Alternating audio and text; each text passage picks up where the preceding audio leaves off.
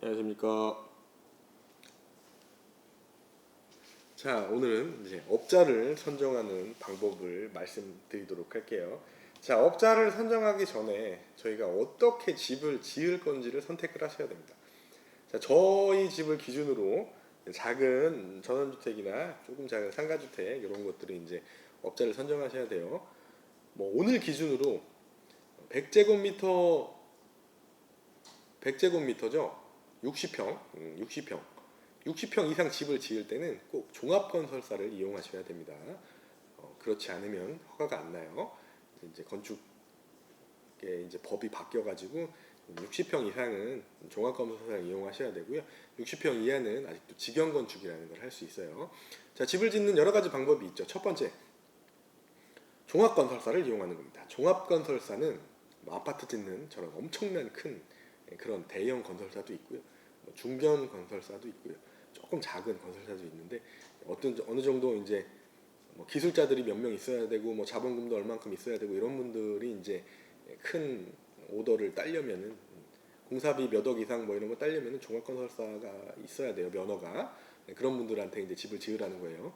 물론 저희도 아주 작은 집도 그런 분들께 집을 지을 수 있어요. 하지만 비싸겠죠. 그런 장단점이 있어요. 아마 종합건설사 이용해가지고 주택 지으신 분은 없을 겁니다. 자, 요건 이제 그래서 패스하시고, 자, 그러면은 다음이 뭐냐? 업자를 선택해야 됩니다. 업자가 집을 지어주는 거예요. 이건 뭐 직영건축이라는 거를 빌미하에 이제 업자가 집을 지어주는 건데, 그 전에 그럼 직영건축이 뭔지 말씀드릴게요. 직영건축은 건축주가 공사를 직접 하는 거죠. 직접 일하라는 게 아니에요. 공사를 관리 감독하는 게 이제 직영 건축이라고 생각하시면 돼요. 그래서 산재를 들으면은 건축주는 산재에 안 돼요. 무슨 얘기인지 아시겠죠? 일하면 하지 말라는 거예요. 그래서 직영 건축을 하는 사람은 관리 감독을 하고 지시를 하는 거지 직접 기술자가 돼가지고 일을 하는 게 아닙니다. 이게 직영 건축이에요. 제가 업자들을 데려다가 그분들께 어떤 요구를 하고 그분들이 어떤 공정을 마감해주고 이런 게 이제 직영 건축이고, 저는 이제 그걸 무시하고 제가 직접 일을 했죠. 요거 이제 제가 만약에 다쳤으면 저는 전혀 보상도 산재도 받을 수가 없습니다. 그래서 이런 직영 건축이라는 거를 해야 되는데 제가 이제 지식이 없잖아요. 그리고 뭐 아무것도 몰라요. 집에 대해서 도면도 못 보지, 뭐 어떤 기준이 있고 어떤 허가를 받아야 되고 어떻게 해야지 된다는 걸 모르니까 요거를 잘 해도 요런 거를 잘 할 수 있는 경험이 있는 그런 업자를 찾게 됩니다. 시공업자를 선정하는 방법은 뭐 여러 가지가 있지만 내가 집을 어떻게 지을 건지 그것부터 결정을 하셔야 돼요. 직접 그냥 손으로 지을 거냐 뭐 그러실 거면 업자는 필요 없고요. 내가 그럴 수 없다면 건축업자를 만나서 이제 통으로 이제 집을 전부 다 넘겨서 이제 그분한테 맡기실 거냐, 아니면은 파트별로 나눠서 기초공사, 외벽공사, 외장공사, 실내공사, 인테리어공사 뭐 이렇게 따로 줄 거냐, 이런 거를 선택을 하셔야 돼요. 일단 첫 번째 말씀드릴 게 좋은 업자 찾는 방법을 말씀드리도록 할게요.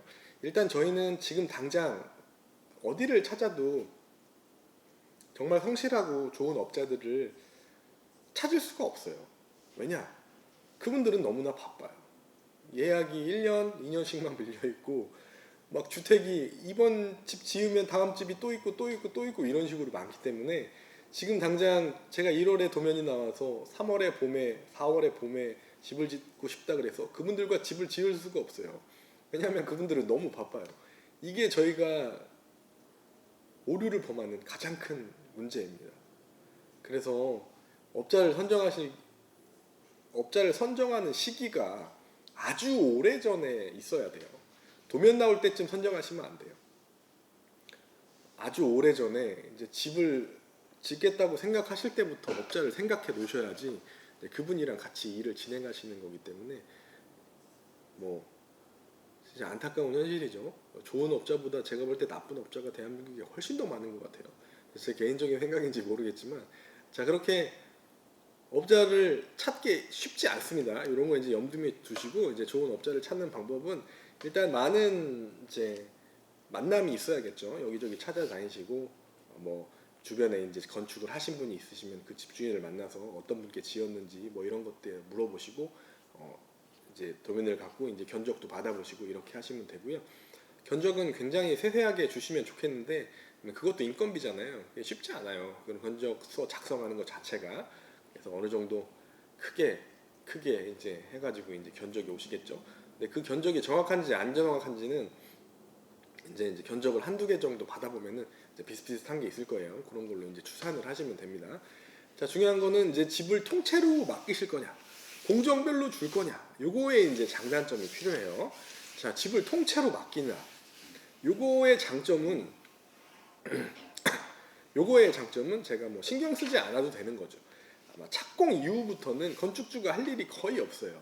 모두 다 알아서 돌아가고요.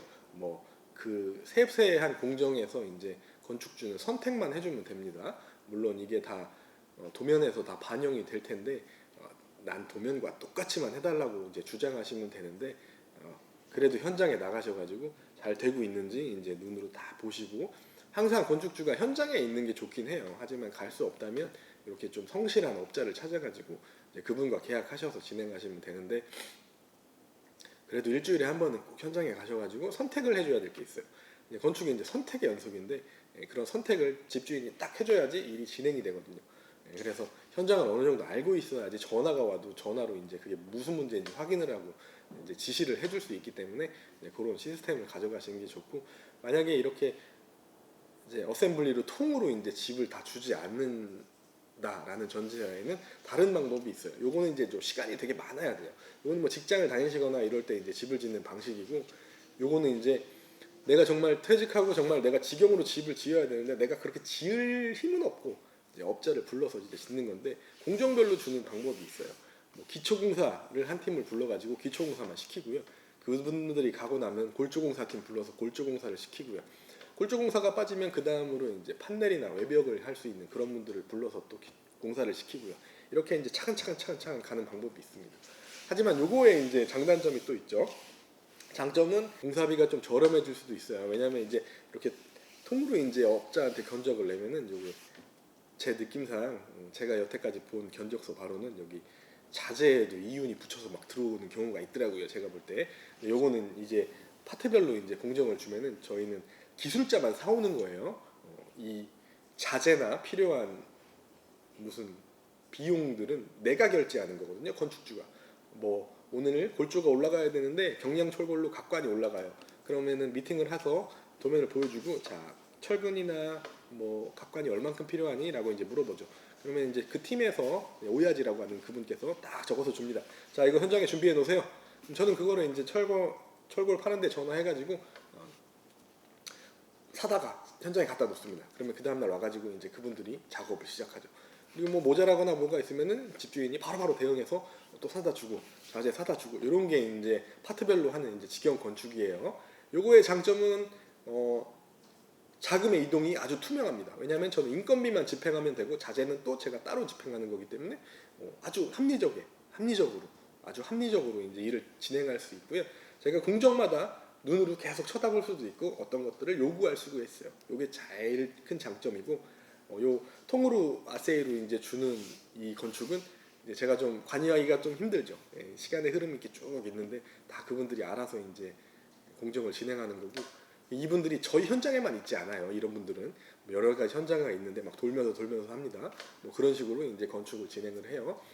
저는 개인적으로 요 형식을 이쪽에 있는 형식으로 하셨으면 좋겠어요. 왜냐? 자 집을 짓다가 사람 일이 참 모르는 겁니다. 뭐 당장 어떤 일이 펼쳐질지 모르기 때문에 정말 성실하신 분이어도 중간에 뭐 일신상의 이유가 생겨가지고 건축을 진행하지 못하실 수도 있어요. 아니면 정말 나쁜 마음에 견적 5천 넣고 1억짜리 집을 나중에 돈 안 주면 막 도망가는 분도 계시고 만약에 이렇게 다 이리마에 맡겼는데 한 집 공정이 한 70% 80% 됐는데 뭐 돈을 집행해주지 않는다 그래서 막 파업하고 잠수 타고 막 나오지도 않고 막 이러면은 집주인은 정말 미쳐버리거든요. 이런 현장이 굉장히 많습니다. 이게 왜 그러냐면 정말 이게 정말 문제인데 아파트 이런 거는 다 집 지어가지고 돈 받고 파는 거잖아요. 이미 완제품을 파는 거예요. 하지만 이건 완제품이 아니라 내가 돈을 주고 저 사람한테 시키는 건데 저 사람은 돈이 10원도 없다는 거예요. 저는 정말 이게 이해가 안 돼요. 뭐든 일을 하려면 투자를 해야 되는데 왜 이 한국에 있는 건축업자들은 자기 돈을 10원도 안 쓰고 집을 지으려는지 참 이해가 안 됩니다. 물론 나쁜 건축주도 굉장히 많은데 좀 제가 좀 흥분했는데 아무튼 그런 사람들 너무 싫어요. 중간에 도망가면 뭐가 문제냐? 요즘 이제 중국 내려면은 직영 건축이라서 서류가 필요합니다. 서류. 뭐 심지어는 화장실 절수 서류부터 뭐 납품확인서, 품질 뭐 이런 납품확인서, 시험 성적서 뭐 여러 가지 뭐 서류들이 굉장히 많아요.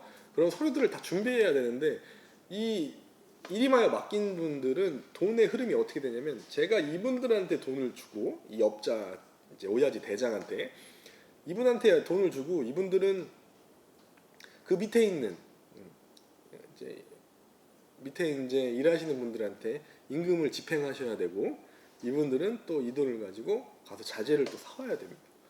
이게 형식이에요. 이게 참 웃긴데 이 사람이 돈을 밑으로 지급을 안 하면 이 사람들은 이 사람한테 이 업자한테 따지러 오는 게 아니라 저한테 따지러 와요. 왜 돈 안 주는 거예요?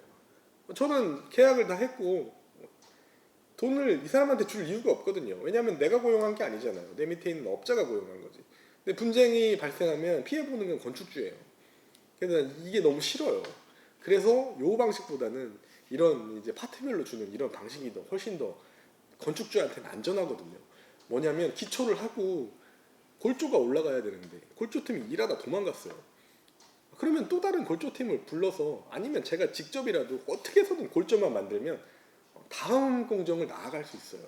하지만 이런 일임하여 맡기는 이 아세이 현식은 중간에 업자가 없어지잖아요. 다른 업자가 절대 들어오지 않아요. 왜냐? 이 공사 현장도 많은데 굳이 이런 분쟁이 있는 현장에 들어가서 돈도 못 받고 이게 분쟁에 휩싸이고 싶지 않은 거거든요. 이러면 정말 건축주는 병원 갑니다. 진짜 쓰러져요. 너무 힘들어요. 이런 현상이 발생하기 때문에 저는 개인적으로는 이런 업자를 선정해서 통째로 맡기느냐, 아주 유능하고 아주 성실하고 아주 정직한 분이시면 모르겠지만 웬만한 업자분들은 많이 없으시고 이렇게 단계별로 이제 맡기느냐, 요 차이가 있습니다. 물론 둘 다 현장에서 관리할 사람이 필요해요. 저를 대신할 사람이 필요하고, 왜냐하면 저는 건축에 지식이 없기 때문에 반장님이라든가 건축이 아주 평생 이제 집을 지어보신 분들이 이제 현장에 나와 주셔가지고 그분들이 다 공정을 진행하는 방법이나 다음 공정을 위해서는 이 앞에 공정에 선행돼야 될 작업들이 있어요. 만약에 H빔으로 집을 짓는다 그러면 기초를 치기 전에 앙카를 막아야 되거든요. 이거는 이제 쉽게 말해서 기초팀이 할 일이 요만큼이면 H빔 이제 골조팀이 이렇게 있죠. 바로 딱 끝나서 시작하는 게 아니라 요만큼 겹쳐지게 돼 있어요. 이런 것들을 이제 건축주는 잘 모르니까 현장 반장님이나 뭐 집을 아주 많이 지어보신 분들을 이제 모셔다가 한두 달 이제 돈을 드리고 이제 그렇게 현장을 감독하게 하는 방법도 있습니다. 저는 이 돈이 되게 아까웠었어요. 처음에. 이제 아까운 게 아니에요. 제가 집을 지으면서 느낀 건데 대나우시라고 하죠. 이제 집을 재시공하는 거. 재시공하면 뭐가 문제냐면 뭐 자재비도 다시 들어가겠지만 인건비가 엄청 큰 문제거든요. 그러니까 이 시공을 잘못했다. 이건 100% 하자다라고 생각하는 게 있어요. 저번 시간에 말씀드렸듯이 이런 타일이요. 타일 압착으로 붙이면 100% 하자예요. 이거 만약에 잘못 붙이면 다 뜯고 다시 붙여야 되는데 새로 붙이는 것보다 돈이 더 들어요. 이럴 때 이런 감독하시는 분들, 이런 분들의 능력이 빛을 발하는 겁니다. 옆에 그냥 앉아가지고 아무 말씀도 안 하시지만 그분들은 그곳에서 할 수 있는 일이 있는 거예요. 가만히 앉아있다가 잘못된 게 발생하면 그때 이제 한마디 던지는 게 저희한테 엄청난 도움이 되는 거고, 그분들이 필요하면 여러분께서는 어느 정도 비용을 지급하시고 반드시 현장에 상주하게끔 만드시는 게 제일 좋아요. 자, 그렇게 해서 업자를 선정을 만약에 하셨어요. 그러면 이제 공사를 진행하게 되죠. 착공을 하시면 됩니다. 자, 착공을 하기 전에 또 한 가지 문제가 발생해요. 현장 관리인이라는 게 있어요. 자, 현장 관리인은 자격 조건이 굉장히 많아요. 뭐 4년제 건축가만 졸업해도 현장 관리인이 될 수 있는데 건축과 4년제 졸업하신 분들이 저보다 더 모를 거예요. 집을 짓는 현 실태에 대해서는 나와서 대체 무슨 일을 할 건지 저는 잘 모르겠지만 그분들을 선임을 하네요. 뭐 도배 기능사, 뭐 방수 기능사, 뭐 도장 기능사 이런 것도 다 현장 관리인이 돼요. 정말 쓸데없는 것 같은데 이거 되게 중요합니다. 여기 없으면 착공 신고가 안 되니까 이런 분들을 이제 빌려가지고 그 자격증을 빌려가지고 이제 그분들을 선임을 해야 돼요. 비용이 뭐 작게는 100만 원, 뭐 비싸게는 한 200만 원 선으로 이제 형성이 돼 있어요. 미리 준비하시면은 뭐 만약에 부부인데 남편이 건축주예요. 그 와이프가 그냥 뭐 도장 기능사 같은 거 따시면 돼요. 그럼 한 200만 원 절약하시는 거니까 그렇게 어렵지 않습니다. 하루 교육받고 가서 따시면은 바로 이수할 수 있고 자격증 바로 나오니까 그런 걸로 대체하실 수도 있으니까 미리미리 준비하시면 되고요. 자, 착공을 만약에 업자도 선정을 했고 현장 관리인도 선정을 하셔가지고 이제 착공이 시작을 됐어요. 착공 시작하면서 감리가 없다면 문제가 되지 않는데 감리자분이 계시면은 저를 시공해 주실 분과 업자분과 감리자분과 저 건축주 그리고 설계사 처음에 첫 삽 쓸 때 넷이 다 만나게 되고요. 감리자분께서 웬만한 가이드라인을 주세요. 자, 이건 이렇게 하고 이건 이렇게 하고 나 이거 할 때는 꼭 부르고 뭐 이런 것들을 말씀을 해주십니다. 왜냐하면 그 감리자분께서도 감리 확인 보고서라는 걸 작성을 해주셔야 하기 때문에 어느 정도는 저희 현장에 나오셔야 되고 그렇게 진행을 하셔야지 이제 나중에 서류를 딱 받고 준공할 때 그 서류가 꼭 필요하기 때문에 그렇게 하는 거니까 그걸 명심해 주시고